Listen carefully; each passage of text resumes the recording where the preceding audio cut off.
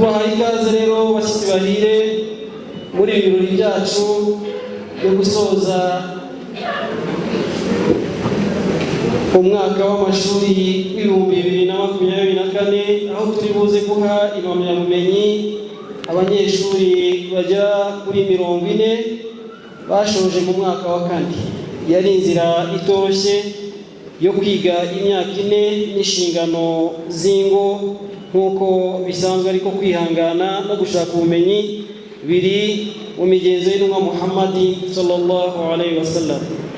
وأول ما نبدأ به أو نفتتح به هذه الجلسة المباركة آية من الذكر الحكيم يتلوها على مسامعنا الطالبة عائشة، فلتتفضلي مشكورا مأجورا.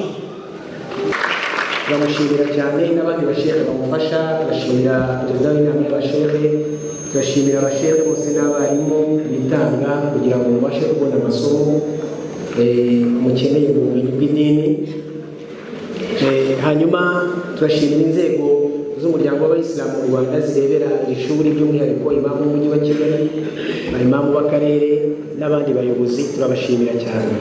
Ndagira ngo nkurikizeho gushimira abanyeshuri by'umwihariko barangije uyu munsi mucyuye ikivi. Nanjye abenshi nubwo ntazi amazina ariko nabazi, umunsi wo kwiga birukanka iyo barimo umwanya wabo no kwihangana imyaka 4 ntabwo ari mikeya, cyane cyane yuko ababyeyi mu rugo baba bafite gahunda n'ibintu bitandukanye, ariko kwigonga nabyo ni igikorwa cyiza cy'ubutwari. Niyo mpamvu mwatangiye muri benshi ariko mugasoza muri 40. Ubwo byasabye kwihangana n'imbogamizi zitandukanye abantu bisaba kugira ngo bazirenge. Turabashimira rero tunabamenyesha yuko muri amaboko muri dawa umuryango w'abayisilamu mu Rwanda. Mboneyeho gusaba Mushehati Sauda dukorana muri komite nyobozi y'umuryango w'abayisilamu mu Rwanda ushinzwe iterambere ry'abayisilamukazi yuko yashyiraho uburyo tukababyaza umusaruro mukadufasha muri gahunda za dawa. Nagira ngo babwire yuko mufite ubumenyi mukwiye kububyaza umusaruro, hanyuma natwe tukabashyiriraho uburyo bigomba gukorwa. Nagira ngo nsabe rero abayobozi banyu bazegere Sheikh atazabahamagare bahure. Ikindi ku birebana n'abashekati dufite, nagira ngo nanone nsabe perezida w'inama y'abashehe Shenzan Hayo Pasi ashyireho uburyo abashekati nanone baza gutanga umusanzu muri iri shuri, kuko nabo nicyo bigiye baze nabo bigishe. Ashyireho uburyo, hari abageze gutangira ariko ntibakomeza ku mpamvu zitandukanye, baza mudadabizi bagiye kwiga ahandi mu kazi, ariko hari abandi bahari nanone ni byiza ko nabo babegera. Ubwo nagira ngo dusabe Sheikh Sauda nagira ngo nshimire n'abandi batari barangiza ariko biga muri iri shuri. Ni ishuri tuzi rifite gahunda ndetse turi kwigiraho, kugira ngo ubundi ryatangiye ari ishuri ry'icyitegererezo. Ubu rero gahunda yaryo igiye gukwira hirya no hino. Hari kunozwa gahunda z'imfashanyigisho cyangwa integanyanyigisho kugira ngo nibura iyi sampo cyangwa iri shuri rimeze gutya bigere no mu zindi ntara. Tuzatangira ku ishuri rimwe mu ntara, nibyo turimo. Visi Mufti ari gukora integanyanyigisho n'irindi tsinda riri kumufasha kugira ngo habeho umuntu ajye yiga arangize. Nigeze kuganira na Hajati Shangazi ari kubera Aburahimu, barambwira ngo bize ugashira Murani barakomeza, biga ku bwa Tembo barakomeza, n'ubu hari abakiga. Ubwo ngubwo bigaragara ko hari n'ikibazo mu nteganyanyigisho, aho umuntu yigaga akongera agatangira ntamenye ngo ndangije iki. Rero turi gushyiraho gahunda icyo twakwita curriculum kugira ngo umuntu ajye yiga arangize hose kandi mu gihugu bikaba bihari. Ibyo ngibyo biri gukorwamo kandi hari n'imbaraga zizagenda neza. Ikindi ndashimira abagabo banyu ndetse n'imiryango yanyu babaha umwanya kugira ngo muze gushaka ubumenyi, n'abaje bashyigikira n'abashimira cyane, batanze impano n'abari buzitange. Ariko ni byiza cyane kuba yaba umwana wawe umukobwa cyangwa umugore wawe yaba yarangije atuye ikivi cyo kwiga ubumenyi bw'idini. Ni igikorwa cyiza cyane dukwiye gushyigikira. Turashimira n'abayisilamu n'abayisilamukazi. Iyo twicaye gutya biba ari imbaraga no ku bandi, ni ikintu cyiza rero. kandi cyo gushyigikirwa. Ibi ni igitaramo cyiza, iki ni igitaramo cya baraka kirimo imigisha y'Imana subhanahu wa ta'ala. Nagira ngo rero nsoze babwira ni aba babyeyi barangije ndetse n'abakiga n'abiga n'ahandi, harimo abafashe umurongo wo gushyira amashuri. Hari Muhanga hari ishuri ryatangijwe na mugenzi wanyu warangije mbere yanyu, bavuze Rwamagana Mamamu, bavuze n'abandi no mu zindi ntara za Karere ka Gatsibo n'abandi. Namwe turabashishikariza mugire gutekereza ibikorwa. Burya nitunahura mukaduha ibitekerezo, muzaduha ibitekerezo namwe mwatekereje. Nagira ngo rero mutangire mu bitekereze, hanyuma tuzahure mufite icyo mwatwereka mu buryo mwatanga umusanzu w'indawa, kuko mufite umusaruro w'ibyo mumaze imyaka ine bigira byose, namwe mukwiye kubitanga. Turanashimira n'abarangije muri mwe batangaga hano amasomo n'ahandi, mukomeze mutinyuke kuko ubumenyi murabufite. Dusoza rero nagira ngo mbibutse gusa yuko ubumenyi ni idini y'Islam, ntabwo ari umwihariko w'abagabo gusa. سنضرب لكم مثلا لعائشة رضي الله عنها التي قال عنها عروة بن الزبير رضي الله عنه قال: ما رأيت أحدا أفقه من هذه الأمة بفقه وطب وشعر من عائشة رضي الله عنها. المصحبة بيت عروة yavuze ibigwi by'umugore w'Imana bita Aisha, nshaka kubereka yuko ubumenyi n'ubuhanga ntabwo ari ubw'abagabo gusa.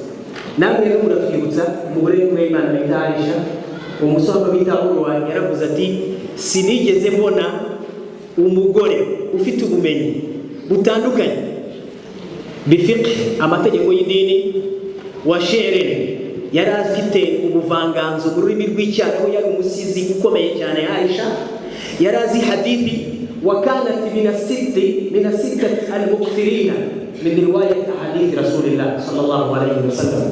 Aisha yarazi ubuvuzi wa tib, yarazi ibisigo, yari umusizi, yarazi fiqh, yarazi hadithi, yarazi ubumenyi butandukanye.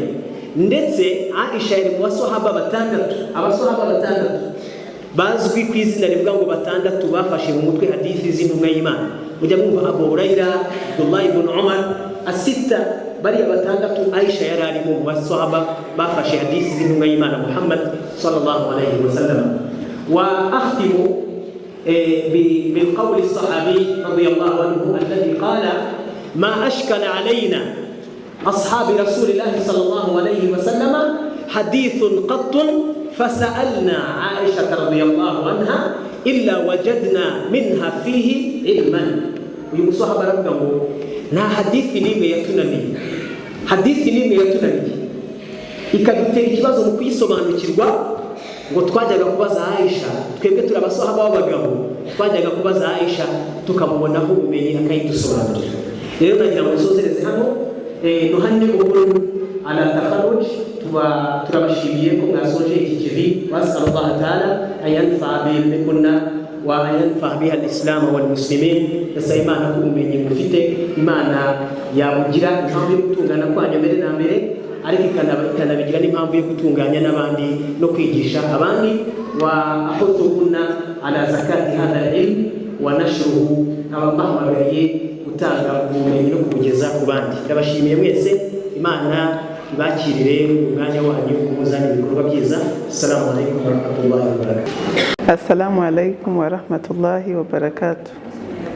Nitwa Zawjia Omar, ndi umunyeshuri urangije kwiga muri Nuh Ikhwat. Mu mwaka tumaze imyaka 4 twiga, twatangiye 2020 tugira imbogamizi z'uko hajemo Covid, birakurura mpaka bigera muri 2025. Ubwo navuga ko maze imyaka 5 mu ishuri niga. Naam, n'urugendo rurerure birumvikana. Ese muri iyo myaka 5 mwizemo ibijyanye n'iki, na yahe masomo mwagiye mwiga muri icyo gihe kirekire? Ni amasomo ajyanye n'idini, ubumenyi bw'idini muri rusange. Yego. Ubumenyi bw'idini tuzi ko abantu benshi ntibakunze kubwiga, babwiga bagiye ku musigiti cyangwa se mu madarasa yo muri weekend. Namwe mwize muri ubwo buryo bwo muri weekend cyangwa? Oya, twebwe twigaga inshuro 3 mu cyumweru. Twigaga ku wa mbere, ku wa gatatu ndetse no ku wa gatanu. Naam. Ni ibihe bice mu masomo mwize watubwira wenda fikihi cyangwa se twize Qur'ani, twiga sira, twiga fikihi, twiga tauhidi, twiga madua, twiga hadithi, amasomo yose y'idini muri rusange. Naam. Mukora n'ibizami birumvikana? Yego. Ubwo nibyo byifashishwa kugira ngo muvuge muti uyu muntu aragraduatinga, uyu nguyu haba abatsindwa?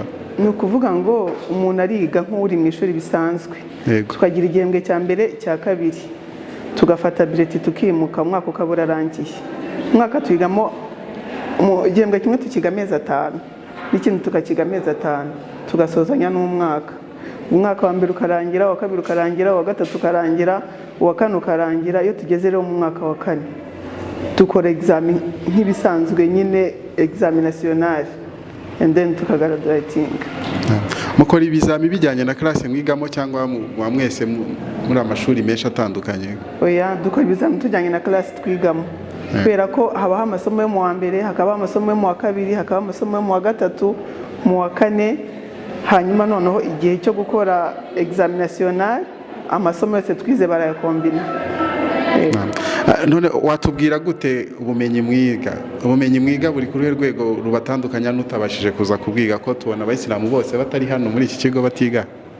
Ubumenyi twiga navuga ko ari nk'intambwe ndende umuntu aba ateye, kuko ubasha gusobanukirwa amasomo yibanze mu Buyisilamu, ubasha kumenya. Ni ukuvuga ngo ubu nanjye mfite ubushobozi bwo kuba nagira abo nigisha badafite icyo bazi.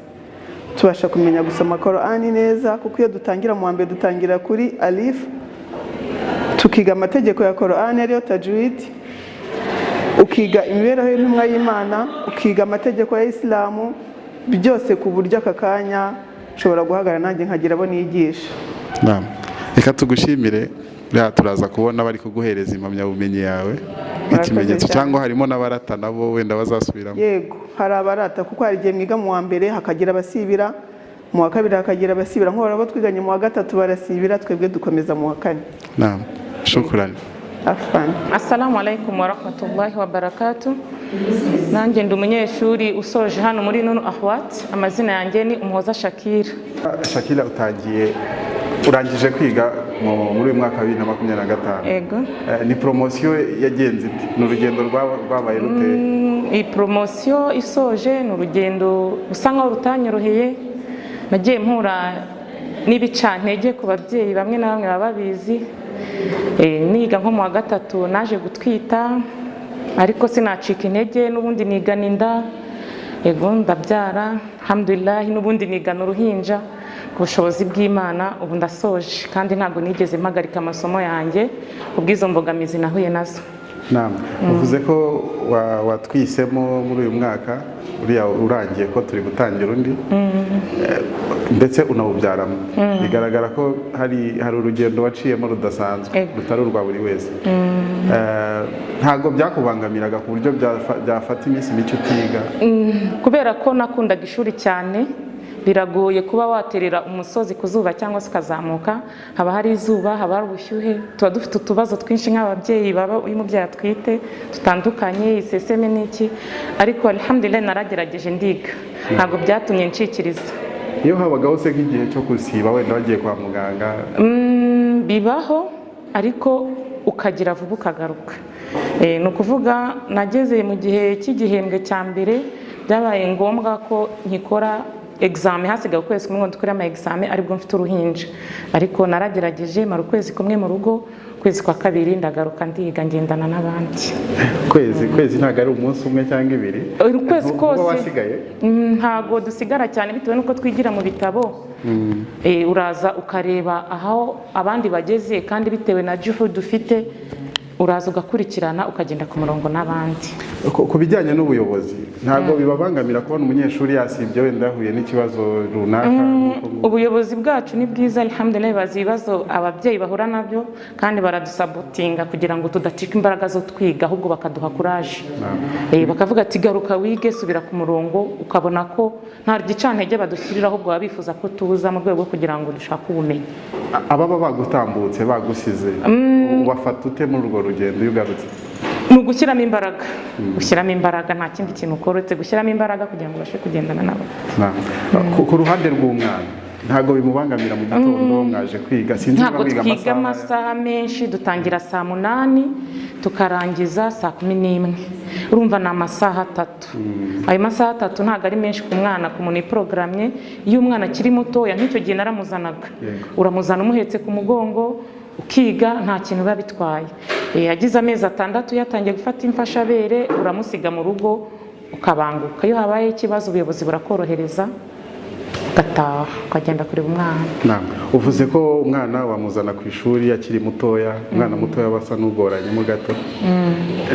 Ntago ababyeyi, abantu umuntu utabyishimira wenda akavuga ati kugendana umwana ari bugorane, yumva afite nk'isoni, niko nabyita. Ntago muri urwo rugendo hagati yawe n'abandi banyeshuri baba bafite uko bari kubibona ufite umwana ari kugorana imbere yabo? Oya, abantu twigana bose ni ababyeyi, ntago bibarushya, baranagufasha bakavuga ati zana nanjye ngufashe, zana nanjye ngufashe, ukabona nta kintu bibatwaye, bitewe nuko twese icyo tuba dushaka ari ubumenyi, kandi baba bifuza ko nawe utasigara, bifuza ko nawe wagenda ku murongo nk'uw'abandi. Turafashanya n'abandi babyeyi bagenzi bawe muri kumwe aho ngaho, ukabona ati zana ngo uterurire mu gihe ari kukurirana n'undi gutyo, ukabona ni ibintu byiza cyane bidashobora kuba byaguca intege ngo ugume mu rugo. Aho birumvikana ko ni ibintu mukora mubikunze kandi rwose buri wese aba ari fiyeri yabyo. Aho mpita nibaza ku ruhande rwawe n'umufasha wawe uwo mubana, ntago yabona, nibaza ko hari ibintu aba akeneye ko hari ibyo wakurikirana, iyo abonye ujya kwiga mu buryo buhoraho ntago we bimuhungabanya rwose, bitewe nuko n'ubundi n'akazi gasanzwe umuntu aba agakora ukabifashanya n'uwo mwana, usanga n'abatware bacu bibanezeza cyane, nawe akaguha support ishoboka yose kugira ngo ubashe kujya gushaka ubumenyi. Aragufasha mu bishoboka byose kugira ngo ushakishe ubumenyi. N'ubuhe butumwa waha wa mumama uri mu rugo ataramenya amakuru nk'aya, ndetse wenda ashobora no kuba yabona ariko ntamenye ibyo ari byo, ni iki wamubwira? Nashishikariza ababyeyi bagenzi banjye cyangwa se abandi ba mama n'abari n'abategarugori bakiri mu rugo ko ikintu cya mbere nta njizi zizajya mu ijuru. Ubwo niba bivuga ko nta njizi zizajya mu ijuru, birasaba ngo duhaguruke natwe dushaka ubumenyi, kandi kuri iki gihe kigaragara ko ababyeyi turakenewe babamenyi kuri iki gihe tugezemo, kugira ngo tubashe kwigisha abana bacu, tubashe kwigisha n'abandi babyeyi bagenzi bacu. Rero nabasabaga bahaguruke baze bashakishe ubumenyi. Reka tugushimire rero, murakoze cyane. Turaza gukomeza dukurikirana ibirori uko biri kugenda. Murakoze cyane. Bismillah wa salatu wa salam ala rasulillah. Assalamu alaikum wa rahmatullahi wa barakatuh. Nitwa Rwabikinga Musa, nkaba umwe mu bagabo baje gushyigikira abadamu bashoje hano amashuri y'amasomo y'idini. Nkaba mfitemo umudamu wanjye wigagamo aha ngaha, nkagiramo na mushiki wanjye nawe wahigaga, bose basojereje rimwe amashuri. Ni iby'agaciro kugira umudamu uzi idini. Nishishikariza ko buri mugabo wese yabasha kuba yaha umugore we umwanya, akamushishikariza kuza kwiga hano idini inshallah taala. Utubwiye ko ari iby'agaciro kuba umuntu yagira umudamu wize idini. Bifasha iki mu muryango iyo umuyisilamu afite umugore wafashe umwanya akiga idini neza? Ikintu cya mbere bifasha mu muryango, inyungu ya mbere na mbere ikomeye iboneka mu mibanire yanyu, kuko mu mibanire y'abantu bose bazi idini, iyo ahageze ugira aho atandukira mugenzi we aramugarura.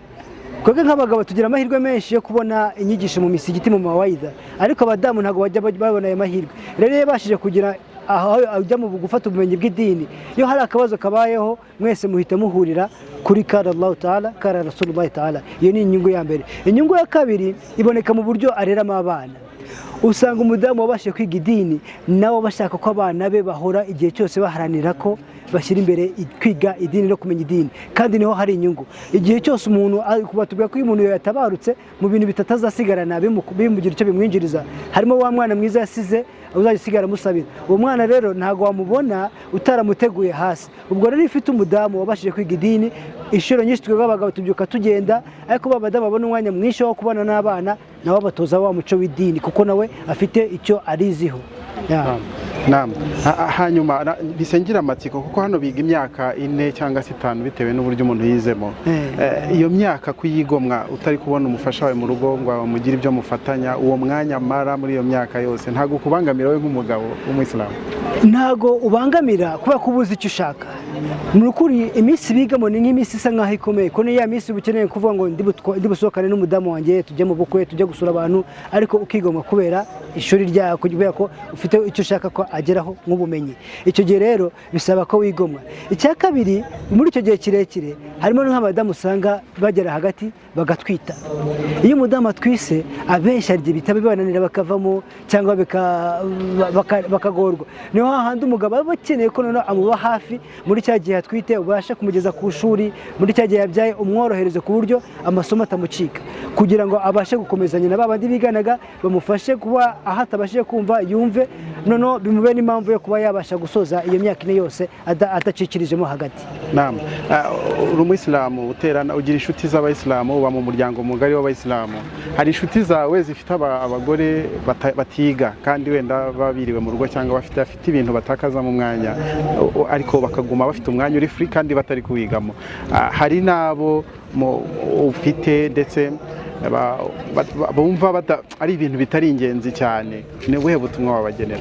Ubutumwa nabaha ni ukubakangurira gutera ingabo mu bitugu abadamu babo bakaba babasha kwiga idini, kuko igikomeye ni uko iyo umudamu yize idini urugo rwawe ruba rufitemo idini. Iyo umudamu yize idini abana uzaba uzi neza ko bazarerwa kisilamu, bazarerwa bafite umuco w'idini. Rero nabakangurira bose abagabo bose bashishikare bashyira abagore babo babatera ingabo mu bitugu, abagore babo babashe kuba baza kwiga idini. Naam, wenda uyu munsi habaye ibirori byo gusoza amasomo y'abadamu ariko mpita ndeba no kuri kote y'abagabo, aho ntitwaba twifuza abadamu beza bafite ubumenyi twebwe ugasanga ntitubufite. Ni igiki wavuga ku bagabo, ubumenyi babushake bate cyangwa se ni hehe mufatira ubusanzwe? Ku bagabo nabivuze tugira amahirwe menshi babandi bakunze idini kwicara mu madarasa atandukanye tugakuramo ubumenyi, ariko amashuri menshi yigisha abagabo akunze gufungurwa ariko bikaza kurangira rwose nta gihe kinini amaze. Ariko amahirwe menshi tugira abagabo twebwe dukunda kwicara mu madarasa ku misigiti itandukanye. Ubu ugiye uzivuga ngo umushehe runaka afite umunsi iyi minsi abari kuri uyu musigiti, iyo ushaka uri umugabo ufite gukunda idini uragenda ukicara ukumviriza darasa, niho ukura ubumenyi. Nshishikariza na buri mugabo wese ko yashyiraho imbaraga muri wa mwanya we mukeya, dore ko n'abagabo bige cyane amadarasa akunze kuba amasaha nyuma y'akazi. Nshishikariza buri mugabo wese ko nawe yagira imbaraga akajya kwiga idini, kuko idini niwo muyoboro uzatugeza kuri Allah akazaduha aljana. Naam, iyi ni intsinzi, ni umunsi w'intsinzi ku badamu bacu banyu. Hanyuma ku bana bihita bigenda bite iyo abamama biga, abapapa nabo bazifatira aho ngaho ku musigiti mu madarasa, abana bisigara bimeze bite mu muryango wa Kisilamu? Alhamdulillah, ku kijyanye n'abana muri kino gihugu cyacu tugeze ku rwego rwiza, kuko usanga buri musigiti wose ufite madrasa. Nubwo hari imisigiti yafunzwe ariko wasangaga buri musigiti wose ufite madrasa. Tumaze kugira abahafizul Qur'ani benshi nabo kandi bakayifasha bakayitanga. Buriya dufite amadrasa abana babasha kwigiramo Qur'ani. Iyo umwana atangiye azi Qur'ani yageze hejuru bimufasha kugaragara ko ari umuyisilamu. Na za mbaraga zo mu muryango zo mu rugo zo kuba umudamu azi idini, umugabo akora idini, umushishikariza gusarira kwa kuba yirirwa ku musigiti, bituma umwana azamuka yumva ko we ari umuyisilamu na rya dini akarimenya. Ikibazo cy'amatsiko ndetse cya nyuma uramba barangikubaze, nagize amahirwe mbona umupapa ufite rwose umumama wigamo hano, ko tuzi ko abayisilamu badakunda ko abagore bajya imbere y'abagabo batari ababo cyangwa se badafitanye isano. Iyo bigishwa n'abapapa twabonyemo hano ko barimo abenshi n'abagabo, ntabwo bibabangamira mwebwe mwohereje abagore hano? Ntabwo byatubangamira kuko tuba tuzi icyo dushaka.